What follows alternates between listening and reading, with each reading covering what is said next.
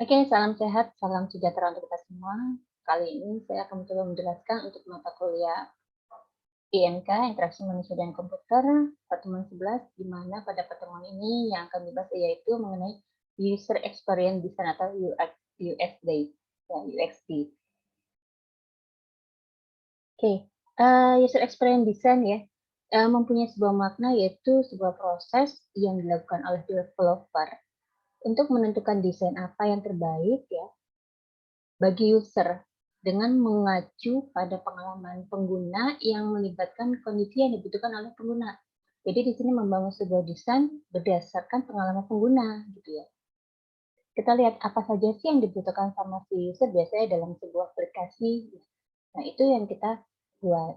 Nah, tujuan user experience design di sini itu untuk membuat sebuah interaksi yang sangat efisien dan sederhana dalam mencapai tujuan yang diinginkan user sedemikian rupa. Nah, tujuan yang diinginkan user itu apa? Nah, berarti tujuan yang diinginkan user itu dalam penggunaan aplikasi pastinya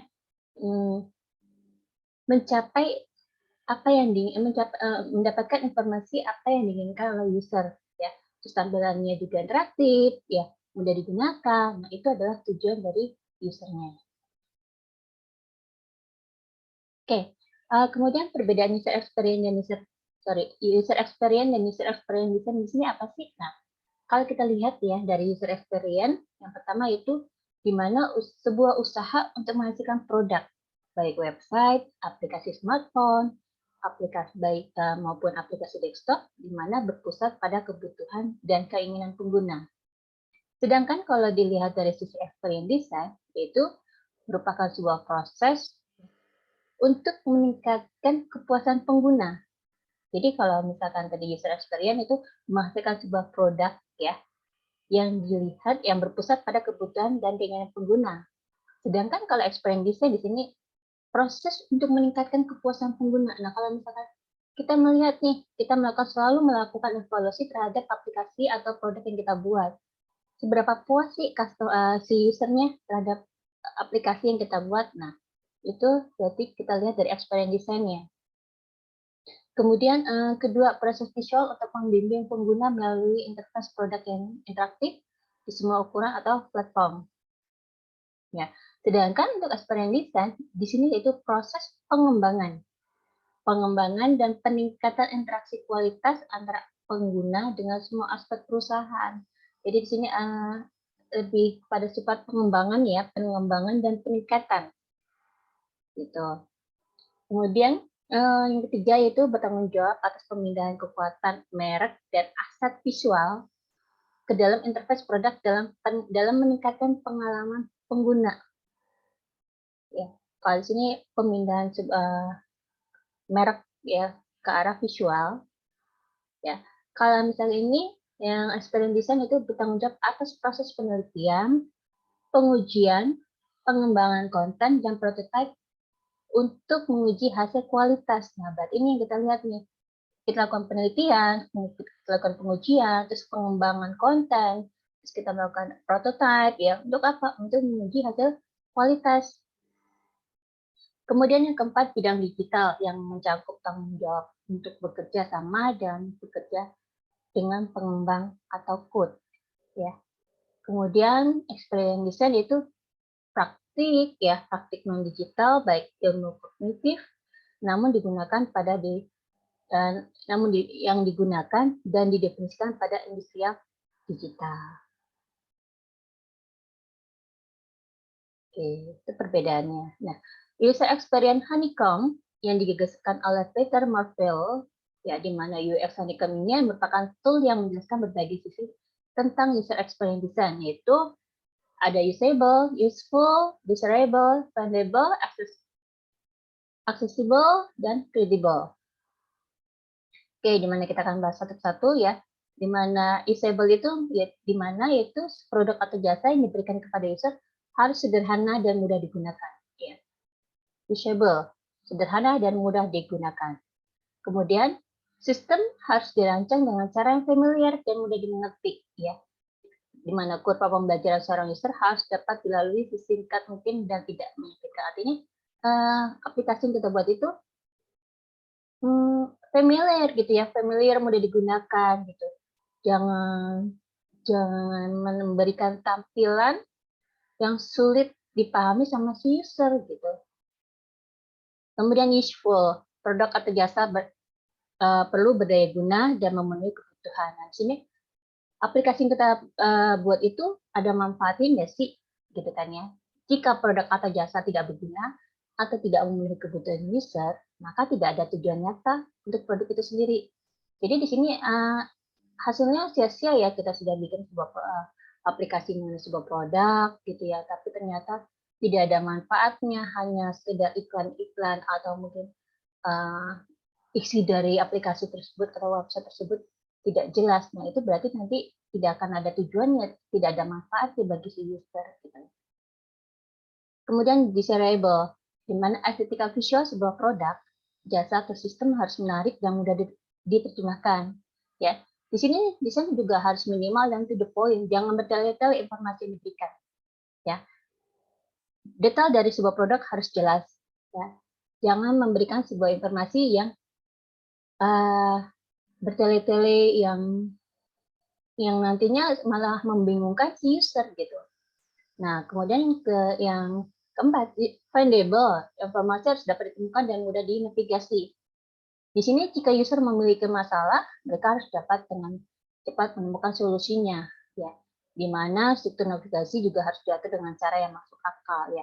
Findable, di sini harus pada saat user mengalami kesulitan, ya. Pada saat menggunakan aplikasi tersebut tuh ada sebuah bagian di mana yang menjelaskan apa yang harus dilakukan oleh si user jika si user itu mengalami masalah. Nah, biasanya di situ ada button atau ada bagian tombol ya, misalkan isinya mengenai bantuan atau mengenai informasi-informasi yang harus dilakukan oleh si user jika si user mengalami masalah terhadap pengguna aplikasi, misalkan seperti itu. Kemudian aksesibel, produk atau jasa harus dirancang sehingga pengguna dengan kebutuhan khusus sekalipun dapat memiliki pengalaman yang sama seperti user lain. Nah, walaupun tidak semua aplikasi mempunyai aksesibel ini, ya biasanya ada aplikasi-aplikasi tertentu ya di mana ada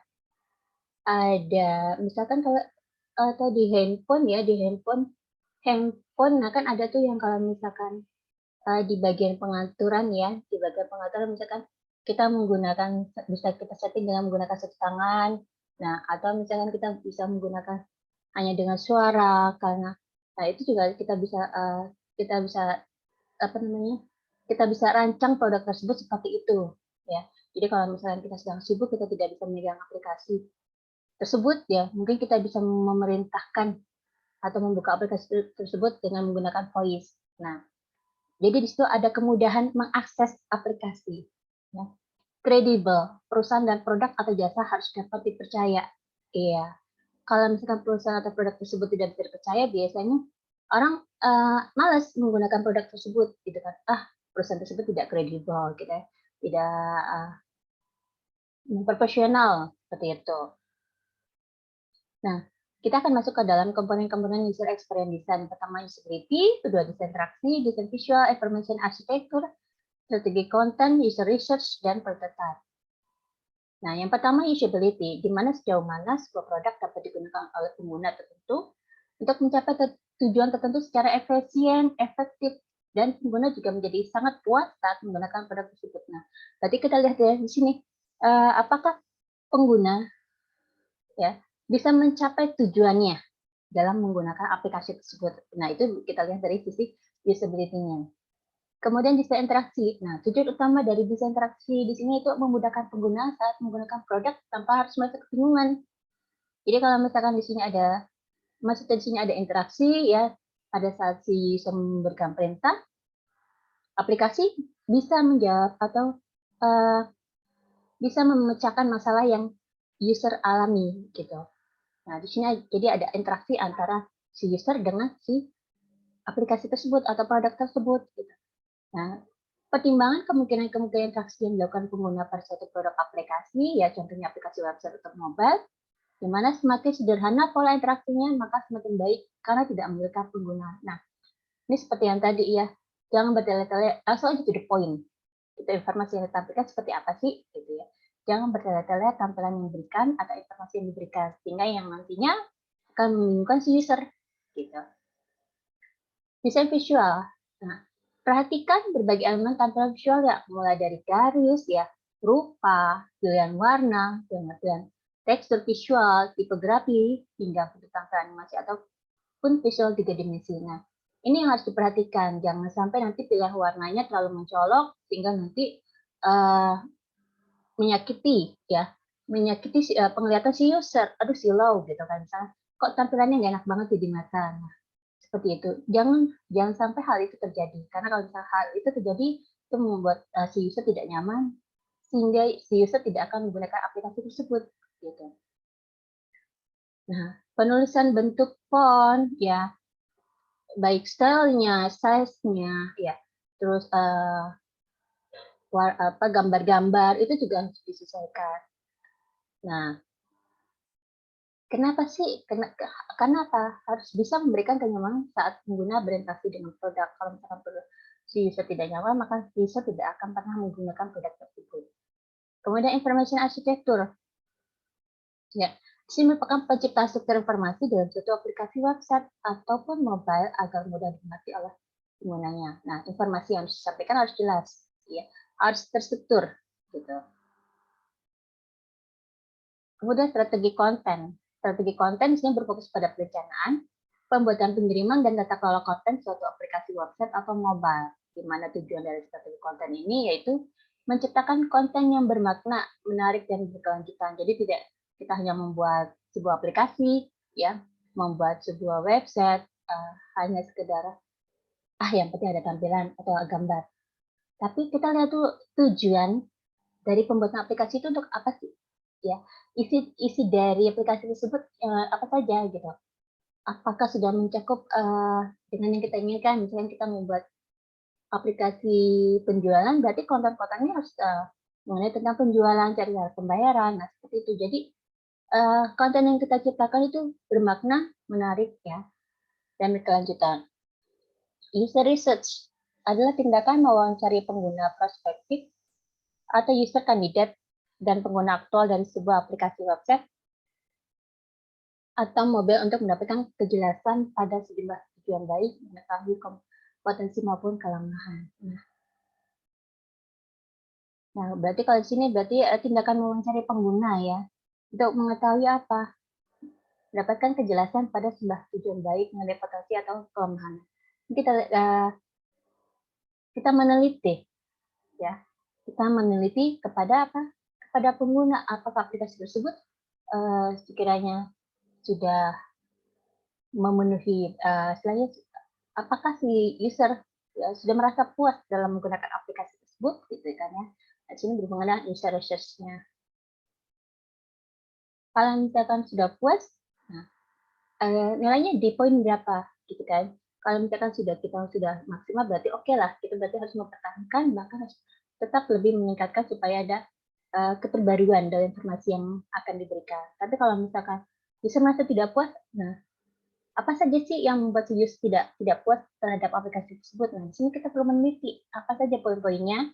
Kemudian di situ kita perlu melakukan pengembangan supaya apa? Supaya hasilnya nanti ke depan bisa jadi lebih baik, ya user bisa lebih puas dalam penggunaan aplikasi tersebut.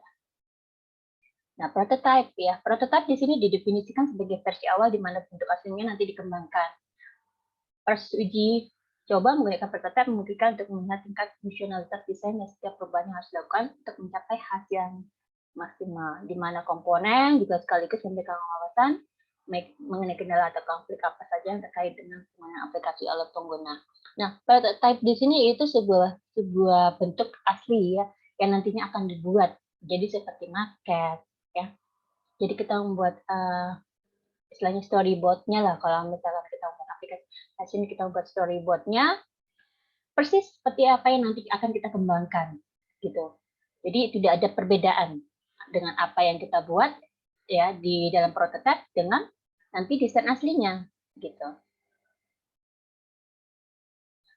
Kita akan masuk kemudian kepada wireframe, annotation, dan prototyping. Ya. Wireframe dan annotation di sini adalah cara untuk mengidentifikasikan sebuah konten dan struktur yang disusun pada sebuah desain, serta perilaku fungsional dan tampilan halaman web atau aplikasi. Di sini kita mengidentifikasikan sebuah konten apakah sudah tertutup dengan baik ya terhadap sebuah desain dari sebuah produk yang kita buat, gitu kan. Sedangkan untuk annotation di sini adalah penjelasan dan catatan tentang suatu elemen atau interaksi pada wireframe. Nah, biasanya di sini annotation itu bisa berisi informasi seperti content identification or labeling, gitu kan. Content sources-nya, display rules-nya, bisa interaksi rules-nya, kemudian interaction destination, process rule, dan error content messaging-nya. Nah, jadi di sini annotation itu elemen-elemen apa saja sih, gitu kan, yang ada pada interaksi pada wireframe, nah gitu ya, penjelasan atau catatan pada suatu elemen pada wireframe.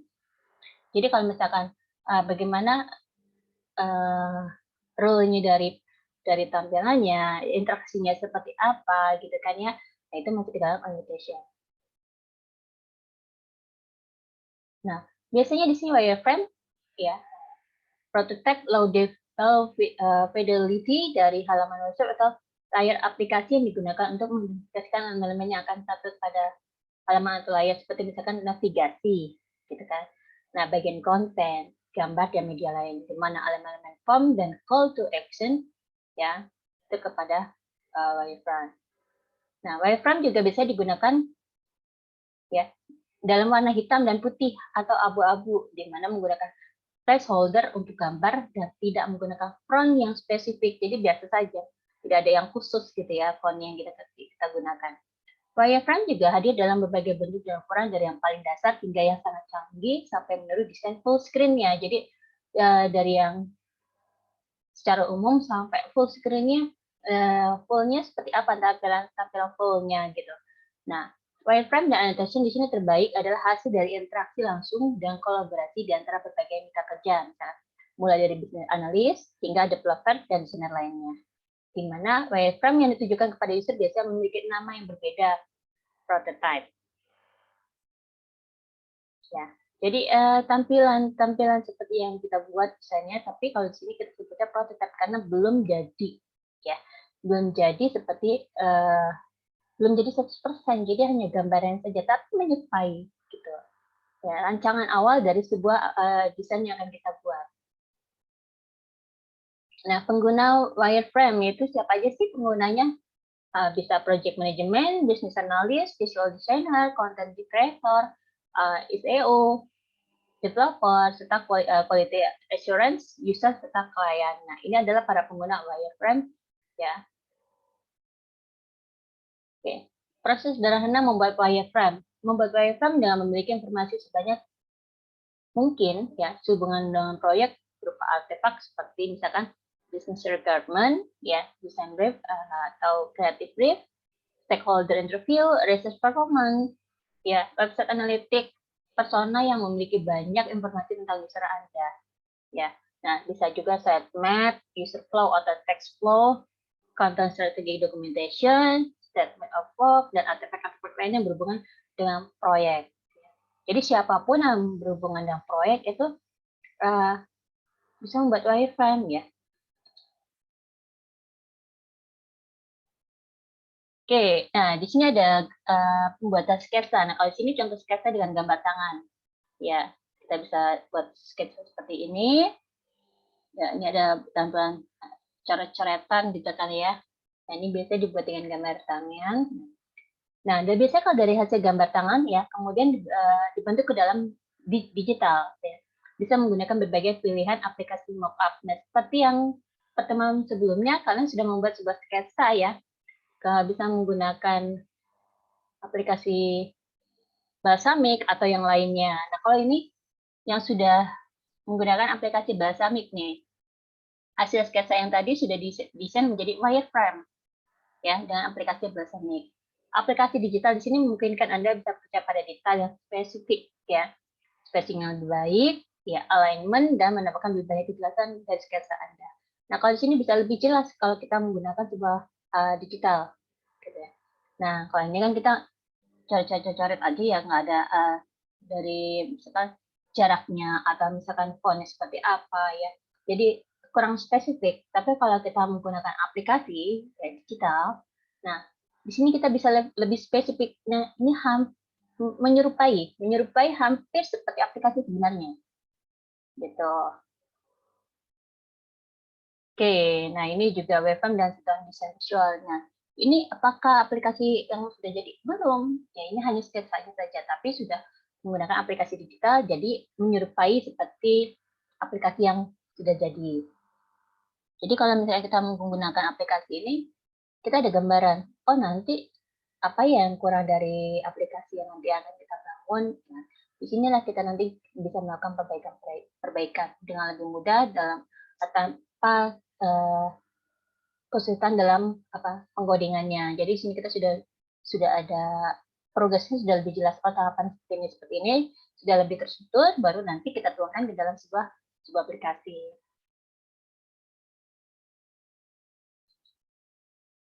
Oke, saya rasa sampai di sini ya teman kita. Oke. Oh, sorry. Ternyata masih ada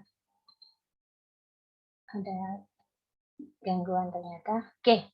Nah, sekarang kita akan masuk ke prototyping. Ya, ternyata masih ada lanjutannya. Prototyping di sini adalah tindakan atau seni membuat, meniru, atau menguji semua atau sebagian fungsi aplikasi atau website dengan user. Ya. Oke, jadi tidak hanya membuat tampilan saja, tapi di sini juga ada fungsi menguji. Ya, untuk menguji semua atau sebagian fungsi aplikasi atau websitenya dengan user. Metode prototype sebagian besar akan ditentukan oleh 3 faktor. Ya. Yang pertama, tujuan atau maksud apa yang diinginkan dicapai melalui pembuatan prototype. Kemudian siapa sih audiens yang dituju? Nah, ya dalam pembuatan prototype, nah, ada 3 faktor. Tujuan dan maksud, sumber daya, timeline, ya, itu adalah 3 faktor yang utama. Tujuan dan maksud, nah di sini siapa yang ingin dicapai melalui pembuatan prototype? Siapa sih audiens yang dituju? Nah itu masuk ke dalam tujuan dan maksud. Sedangkan untuk sumber daya, ya faktor dan faktor kalau dilihat dari sumber daya, nah alat serta bahan dan keterampilan yang dimiliki untuk digunakan dalam pengembangan prototype itu bagaimana, gitu kan ya. Nah timelinenya di mana harus menyelesaikan tepat waktu. Nah kemudian waktu kapan harus diselesaikan tepat kapan prototype tersebut harus diselesaikan. Oke, prototype adalah cara untuk mencapai satu atau lebih dari tujuan.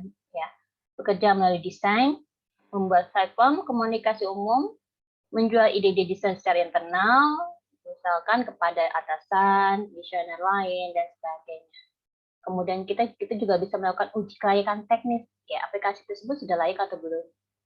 Nah, melakukan uji konsep desain dengan end user atau customer, ya konsepnya sudah sesuai dengan yang dibutuhkan atau belum. Ya, kita lihat dari sisi user dan sisi dari customer kita.